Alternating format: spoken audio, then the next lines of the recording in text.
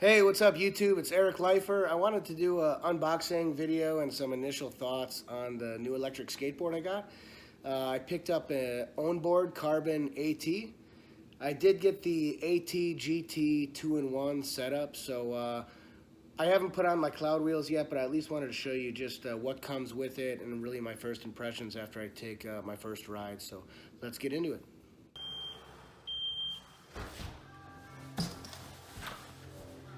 All right, 41 days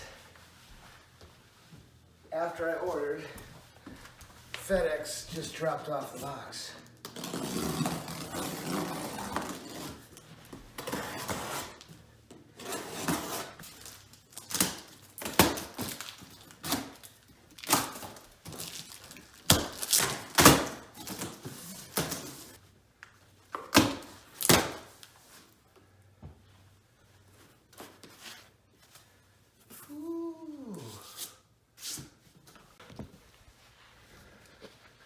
Take a peek.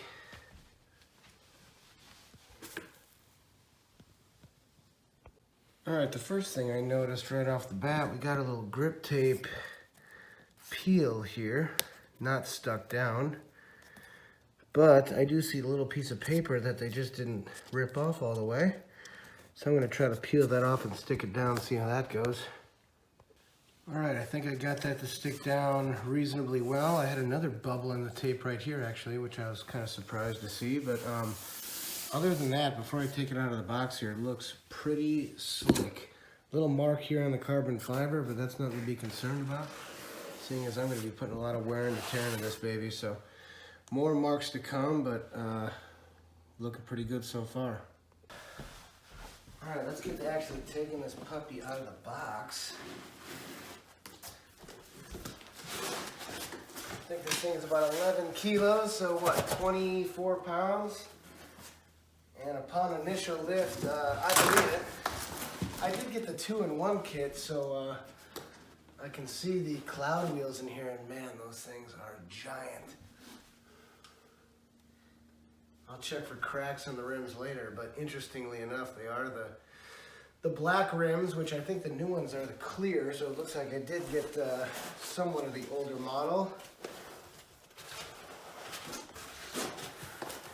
Man, the motors on this thing are massive.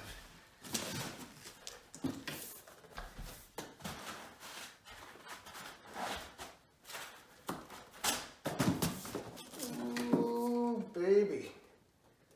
Woo-hoo. Take a quick peek in the box here. As I mentioned before, you got the cloud wheels, and like I said, those things are huge.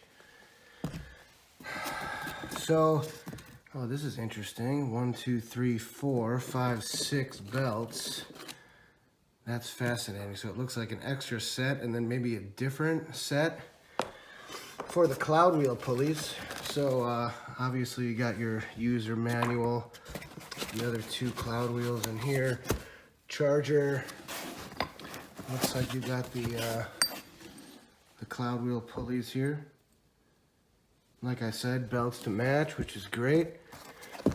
Let's see what we got for the remote. Okay, you got their new OLED remote. I was curious to see if they're gonna send the old design of the remote. Here's the light, T-tool, charger for the remote, I'm guessing, which looks like a USB-C.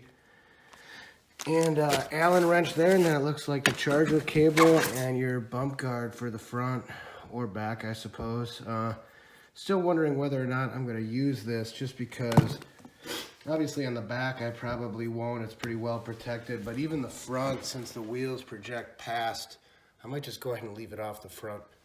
So I obviously had to just take a step on this thing. I know I'm barefoot here, but as you can see, those double kingpin trucks, boy, they are loose as advertised, right?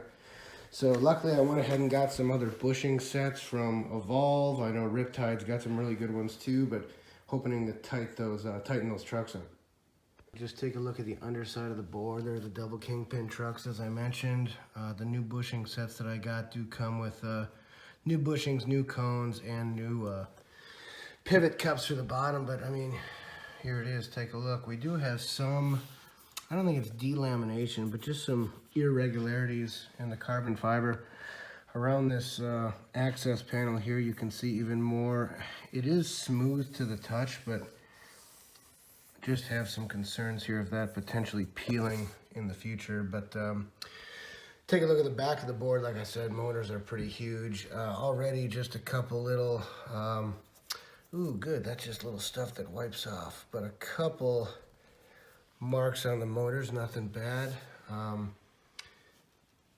And it is kind of cool that even when it's laying on its grip tape, as you can see, it just barely clears the ground. So those big 150 millimeter tires really get it off the ground in both directions. One other thing I was kind of curious about was how this penetrated the carbon fiber body to get to the batteries and stuff, and that is a pretty clean detail. I like that a lot, so looks good.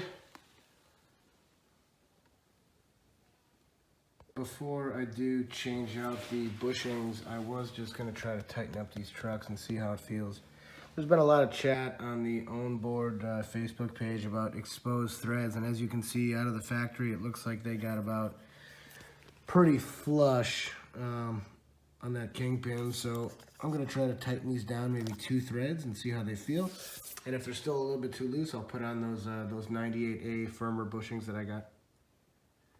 So I'm about to break into the user manual here, and I am curious to see what the, you know, Chinese to English interface looks like.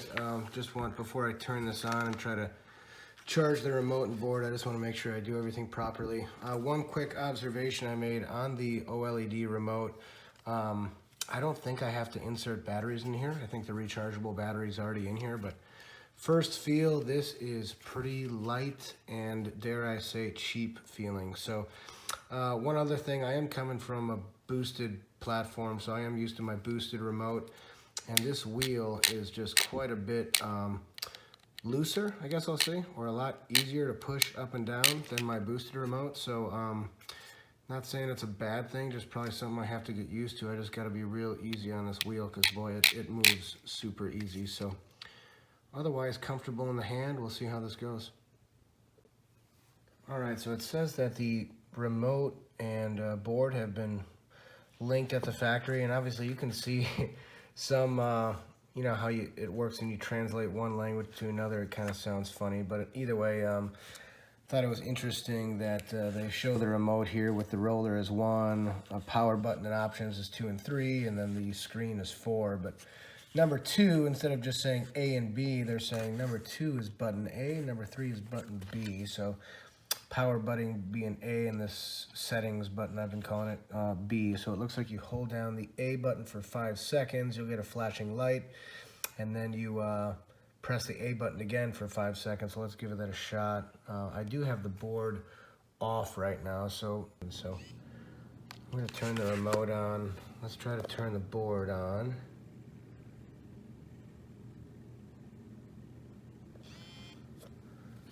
Okay, that looked like it did something. We got a red light.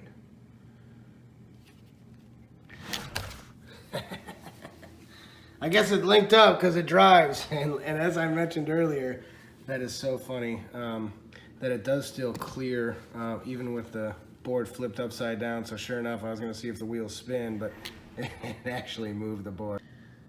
So one other thing I just noticed here, I know I read on the Facebook page that these things have been delivered with some previous mileage already on the board. This one's no exception. As you can see, we got 32 kilometers overall odometer there. So this, being told it's for testing in the factory, so just be aware if you do get it, you might have a handful of kilometers on there. This one, I guess, more than a handful, 32 kilometers. So the other thing, if you look, the remote battery has 2 bars with the R, and it's hard to see here, but the other one has a B in the middle showing the board. So board looks to be fully charged, which is great because I'm going to try to take this puppy out for a cruise, and then I'll have to come back in and charge the remote afterwards. But we'll see. I want to give this thing a spin with these bushings before I just go ahead and switch them out. So I'm going to, like I said, tighten these up, maybe 1 or 2 threads, give it a shot, and if it is still loose, I'll just come back and put my 98A bushings on.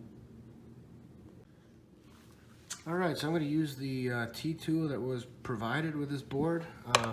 Tighten these trucks up a little bit. I am new to double kingpin trucks, so hopefully this isn't too much work to get going here. I did notice when I tried to put the T-tool on this lower one, it is a pretty tight fit due to the double kingpin here, so it barely catches it. You don't really get a good grip on that lower nut, but sure enough, you are able to turn it. So I'm going to get these tightened up and see how it goes. All right, so we got the first one tightened up, no problemo, but I tell you what, that bottom one, this tool just does not really seat on that nut properly due to this tool. Wish that plastic was slimmed down just a little bit to get a bite on this, but it looks like I can barely get it to catch and then get like a quarter turn at a time. So I'm gonna go grab my socket set and just stop messing with this. All right, folks, so we got the, I figured go big or go home. I put like 3 threads on these things. Just a word of advice. I always like a T-tool that I can do a full spin on, but be careful on this top one. You do kind of hit the belts if you're gonna try, so I just went with the 180, and then on the bottom, I tell you what, this nut is even harder to catch with this other kingpin in the way, so socket set makes it a lot easier. Just a heads up.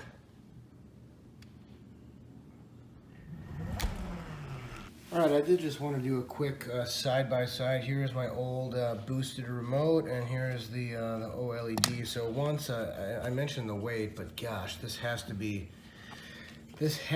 less than half of the weight of my boosted remote. Thickness is pretty darn similar, but as I mentioned, the wheels, the boosted remote just has quite a bit of resistance on that wheel, where the Ownboard is just so much less resistance on that wheel. So like I said, I'm not saying it's a bad thing, but definitely is going to take some getting used to. So the other thing that I got to be careful with is I'm pretty used to this dead man switch on my booster remote, right? If I ever kind of wanted to tap the pause button, I'm pretty instinctually just letting go of this dead man switch, but I just got to keep in mind that this Ownboard remote obviously does not have one. So lack of reverse and lack of the dead man switch, this is going to take some getting used to. All right, so I've officially made a mess in the front entryway here. I got through this instruction manual, so let's go take a ride.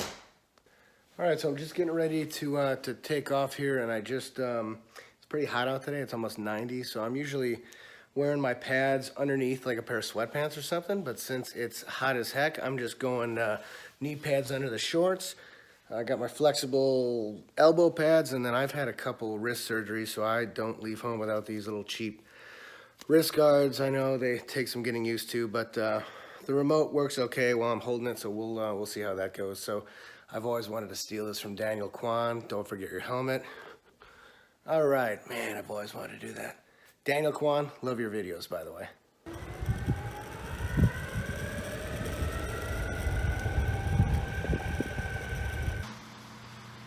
All right, y'all, so I've been watching YouTube videos on this board for like, gosh, how long have I been waiting for it? 41 days. So the speed wobbles are real, people. The speed wobbles are real.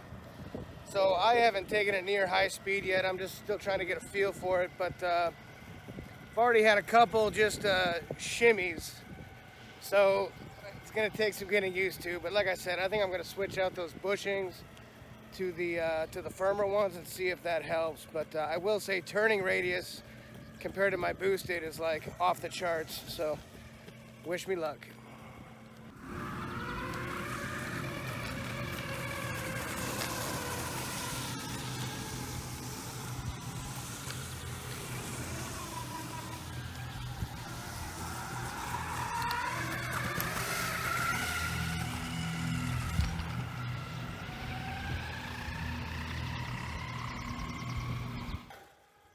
All right, first impressions. Man, it's funny. Compared to boosted board, it's just a totally different ride experience, totally different remote interface, right? So, seems to be a little slower pickup, Meaning if I, on my boosted board, I seemed if I buried that wheel all the way down, I was at top speed pretty quick. This one, whether you accelerate gradually or you put that wheel all the way up, you're still gonna accelerate at the same speed. So torque is great. I've had a couple uphills here so far that had no doubt I had the power and the speed to get up the hill. The two things that concern me, one, double kingpin trucks, as mentioned earlier, I'm definitely gonna change out the bushings. I mean, I tighten these things really as much as they should be tightened. And it's still, I'm getting speed wobbles around maybe 30 kilometers an hour. So if you're riding a straight line, it's no problem. But tell you what, you hit a bump and you know, your leg muscles just kind of automatically self-level. You are gonna go into a speed wobble at top speed. So we'll see how the harder bushings work. Super comfortable ride. I mean, but I tell you what, carving on these trucks is not really carving, right? You're turning, and that's why I'd really like to tighten them up, and then I can do more of a carve as opposed to a turn. So other than that, man, the board feels great. One other thing, there's no doubt, man, I can notice that stiff deck, that carbon deck with no flex. You hit a good sized bump or you go off like a rounded curb. You know, a lot of times where my boosted board would just take the impact. This one definitely almost throws your feet off the board for a second. So you really got to watch your stability and your footing on this thing on bumpy terrain. Last thing with the stiff deck, I noticed just riding down my neighborhood roads, my eyes were kind of reverberating from the vibrations of the road. So I just kind of took for granted that flexi deck on my boosted really absorbed a lot of just that road vibration. So I'm sure it's something I'll get used to, but I thought I'd let you all know. Otherwise, man, is that pretty or what? All right, so I know I've seen a lot of comments about how to carry this board, and honestly, I carry it the same as I carry it. My boosted board is just grip tape against me, hold it right in the middle. I thought this was the easiest way to carry it right here. All right, I never start a sentence with, I hate riding, but man, I hate riding when it's balls hot out there. So it's like low 90s, and boy, the knee pads, the elbow pads, the helmet, whoo, that's hot, baby. All right, I wanted to give just some final thoughts here. I've taken a moment to cool down. I've gotten rid of my red helmet, sweat glaze, and honestly just took a moment of reflection here and kind of put together some summary thoughts on what I think of this Ownboard Carbon AT GT 2-in-1. So I'll start with the good. I gotta say the fit and finish, I am impressed. You know, despite that little grip tape that wasn't stuck down, you know, that was an easy fix for me. But man, the fit and finish, you really look at the details and the edges and kind of the nooks and crannies of this board. It does appear and feel high quality. And I think the fit and finish is really excellent. You can get up close and personal on this thing and still kind of have that, you know, the first time you saw an iPhone feel of just how everything looks to be where it's supposed to. The other thing is the wheels. I mean, these honeycomb 6-inch solid wheels appear to be very high quality. They feel high quality when you run on them. I was impressed to see that the rims of these are, I don't know if they're aluminum or steel. I'm assuming they're aluminum, but they are metal nonetheless. Not to mention the bushings on the rear end here are all metal, pulleys are all metal on the bottom. So same thing with the pulleys for the cloud wheels, metal pulleys, which I thought was a real pro for this board. Man, the carbon fiber look, I gotta say, that is just clean as heck, you know what I mean? Like I said, the fit and finish is really nice, and that carbon fiber's got a sharp look to it. I have heard a lot of bad things on that Facebook page about the bamboo board. I'm not crazy about it because of the ground clearance. I know with that battery enclosure on the bottom, it adds another 1.5 inches or 2 inches to the bottom of that board. So I really do like the ground clearance of this board, even with the cloud wheels, sits quite a bit higher off the ground than the bamboo. So you are sacrificing, you know, the flexi deck for the stiff with the carbon, but I still think with the ground clearance, with the aesthetics, and this thing being enclosed, that it's really a benefit to have that carbon fiber body deck rather. Versatility, I gotta say the capability to get 3 different kinds of wheels on this board. You can get the 6-inch honeycomb solid rubber. You can get the 120 millimeter cloud wheels, as I showed you earlier. And just new now in July 2020, they make a 7-inch pneumatic tire. So the cool thing is, with the 2-in-1 deal that they're offering right now, you can do street wheels and one of the AT all-terrain wheels.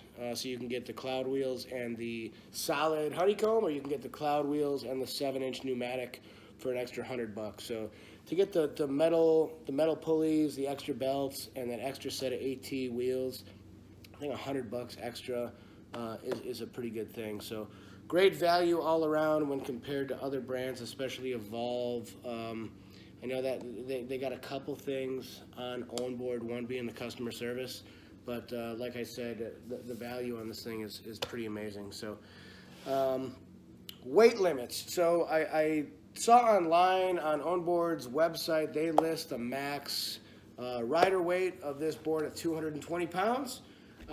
Looking in the owner's manual here, it does list it as 265, so I'm not pushing that, but at least good to know. If you are a bigger dude, bigger gal, 265 max weight limit on this board, I thought was pretty slick. So turning radius, kind of a double-edged sword for me. I thought the turning radius was unbelievable. With my boosted board, I could barely make a U-turn on a 2-lane street, like a residential street.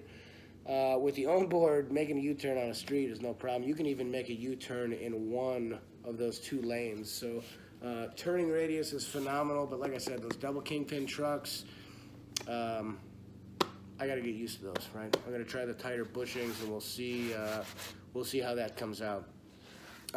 Lastly, the braking. You know, I saw some videos that scared me on the braking. I know Daniel, Mr. Kwan, thought they were pretty soft. I almost think they had to be upgraded or an update or something, because I thought the brakes were almost more than I needed. I still haven't mashed back on the wheel, but there was one point, knowing or thinking that they were a little softer, I kind of gave it a little more brake than I usually would on my boosted, and it almost had me react, throwing off the front of the board. So I thought the braking was just fine on this board.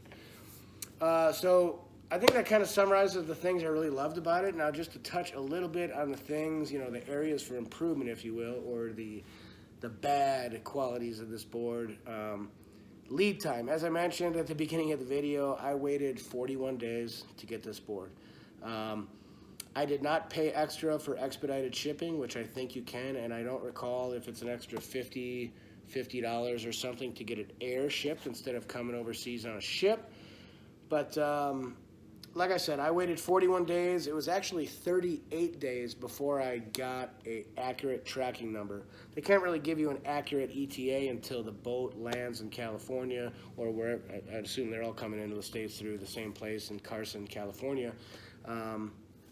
So it was 38 days before I actually got an accurate ETA on when it was going to be here. So nevertheless, a lot of anticipation to wait over a month for something like this, right? So I already mentioned the weight of the rider, but man, the weight of the board. So this thing's coming in at 11 kilograms, just over 24 pounds. So quite a bit heavier than my boosted board, there's no doubt about it, but this does have more speed and more range and more battery, right? So even my extended range battery on my boosted board, this thing is noticeably beefy, right? So luckily, I live in a house, I store it in my living room, right? So I don't have to carry this up, 5 flights of stairs at a condo apartment or something like that. So if you do have to carry it, something definitely to think about, that this thing is kind of beefy. The recharge time, I haven't had to recharge it yet, but I'm being told the recharge time is 4 to 5 hours. That's significantly longer than I'm used to. My boosted was about an hour. A lot of other comparable AT boards are maybe half that time, so I don't really get impacted by that. I'm rarely doing 2 full ride sessions in a day, so it doesn't really bother me. But for someone that's maybe going somewhere, charging it at work or something and riding back, just keep in mind 5-hour charge time, something to be noticed. I mentioned it earlier, but man, probably like so far the biggest con for me on this board was the quality of the remote. I tell you, this this remote is so lightweight and cheap feeling. You know, the stickers on it, it's just, you know, the wheel, the looseness of the wheel with like zero resistance, it just feels cheap. It's light. So I hope it holds up. I know there were some disconnection or connectivity issues with this board based on the antenna being underneath one of the truck plates. I think they fixed that now with this thin plastic thing. I didn't have any disconnection or vibration from being disconnected. So one side note, even when the remote did disconnect, they still were able to maintain control of the board. So it's not like they were going down a hill, lost control, and had to wait for the remote to connect before they could control and stop the board. So not so much of a safety issue, more of just kind of an annoyance. But I did not experience any of those disconnect issues. The stiff deck, man, that's probably one of the things that I did pay an extra $100 for the carbon board. The bamboo's $100 cheaper, which, like I said, there's a lot of reasons why I didn't get the bamboo. One being all the quality issues that they've had. Ownboard is really struggling with battery disconnecting when the board flexes, if some solder connections or something are coming apart. But if you go on that Ownboard Facebook page, probably the main topic of discussion is people with bamboo ATs that are disappointed with the quality of that Ownboard. So leading me into customer service. So I've never owned an Evolve board. I've heard they're really great customer service. I think they're an Australian company, so maybe having English as a first language may have something to do with that. Nevertheless, I only am really going off of what people have told me on the Facebook page, but customer service has been kind of a struggle from what I've heard. Emailing 5-6 times before you get a response, etc. Like I said, I think the language barrier is probably a part of that. Just reading through the manual, which is kind of another con, right? You can just tell, kind of disappointing they just didn't hire somebody with good English to write their manual, or a consultant to change some wording, because as you read through it, there's things that just don't make sense because it's kind of translated word for word, and it just doesn't really make a complete sentence or make sense. So other than that, the carbon with the stiff deck, I mentioned earlier, the reverberation on the road. I don't know if it was the shoes I was wearing. I don't know if it's these wheels. I'm sure I'm going to have more reverberation with the cloud wheels, right? Which kind of scares me, but definitely noticed the stiffness of the deck compared to the flexi deck that I used to ride. So, gosh, I hope I get used to that. Like I said, I was on asphalt. These aren't bumpy roads, so we'll see how that goes when I try to take this thing off-road. I think the last bad thing I got to say about it is the bushings, right? I got replacement bushings, like I said, but these are super loose. I tightened them as much as bushings should be tightened, and it's still super loose. I mean, when I turn on this thing just standing stationary, there's so much movement in the deck, it's crazy. I can't imagine anyone riding close to full speed with these things as they come from the factory. So overall, final thoughts, gosh, I think the quality and really the value is fantastic. You look at the price of this compared to an Evolve carbon or bamboo, it's not quite half, but it's nearly half the price. So for some of the reasons, some of the things you're sacrificing for half the price for $1,000, yeah, I will and I did sacrifice those things. So to hit kind of some of the stats on this board, I know there's Sanyo batteries, but the range, I think on the AT wheels, which is obviously less range and less speed than the cloud wheels, they're advertising a 19-mile range, 30 kilometers. Like I said, that is with the AT wheels. I would think I've heard of people being in the upper 20s miles range on the cloud wheels.